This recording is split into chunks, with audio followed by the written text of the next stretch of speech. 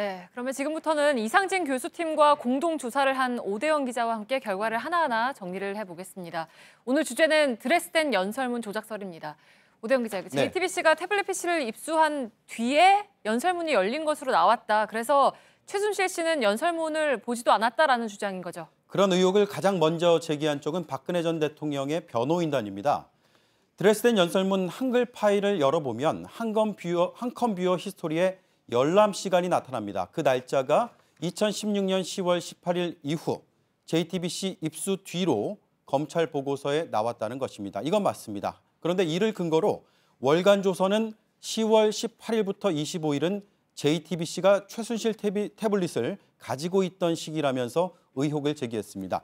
이런 주장은 지난 23일 국정감사에서도 나왔습니다. 이미 JTBC가 입수했다는 그날 처음 열렸어요. 드레스덴 연설문이 한 번도 열려본 적도 없다가 언론사가 입수한 다음 날 처음 열린 것으로, 그게 제가 얘기한 게 아니라 이 포렌식 보고서에 나와 있다, 이런 얘기입니다.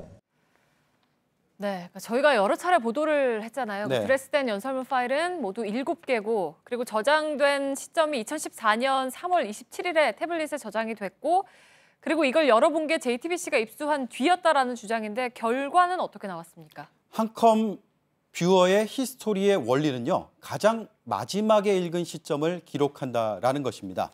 2014년에 연설문이 태블릿에 저장된 뒤에 몇 번을 읽었든 히스토리에 나오는 것은 각각의 문서를 가장 최근에 읽은 시간입니다.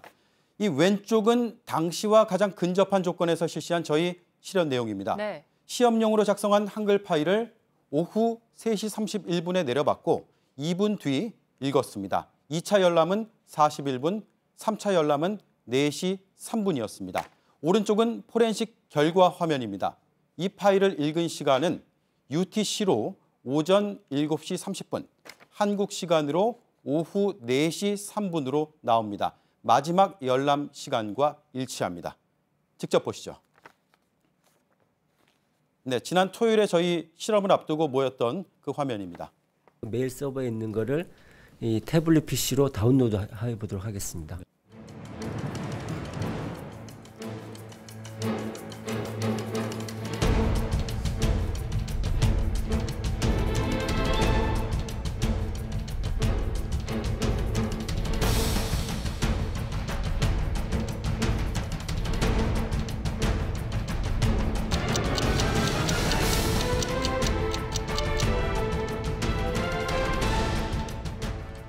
우리가 그 히스토리 정보에 남아있는 시간은 맨 마지막 열어봤던 그 시간이 저장되어 있는 것입니다. 그러면 그 전에 열어본 걸 알 수 있느냐? 이 데이터만 가지고는 알 수가 없습니다. 네.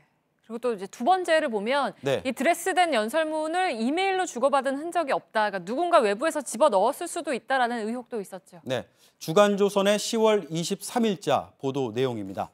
일반적으로 이메일로 받은 문서를 저장할 경우에 캐시 폴더에 저장이 됩니다. 드레스덴 연설문은 다운로드 폴더에 있다라는 겁니다. 그래서 외부 삽입 가능성까지 거론됐습니다. 그러나 실험 결과는 달랐습니다.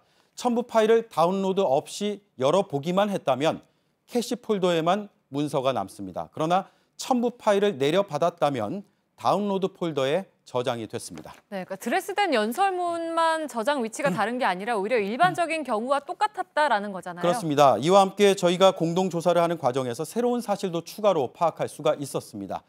최순실 태블릿에 들어있는 드레스덴 연설문은 파일 이름이 언더바 그리고 숫자 .hwp로 돼 있습니다. 애플리케이션, 예를 들어서 이메일 앱, 지메일 앱 이런 곳에서 첨부 문서를 다운로드 받으면 제목에 있는 한글이 그대로 저장이 됐습니다. 네. 그러나 앱메일에서 다운로드를 하면 제목 중에 한글은 모두 사라지고 언더바 형태로 바뀌었습니다.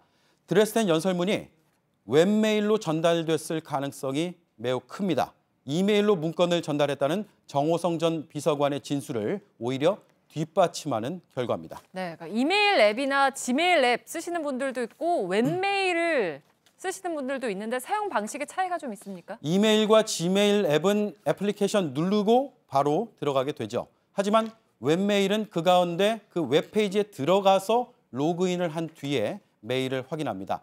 전자는 사용 뒤에 지우더라도 포렌식으로 사용 기록이 일부가 복원이 됩니다. 하지만 웹메일을 주고받으면 포렌식으로도 추적하기 어렵다고 전문가들은 답했습니다. 이 부분의 실현 장면 함께 보시죠.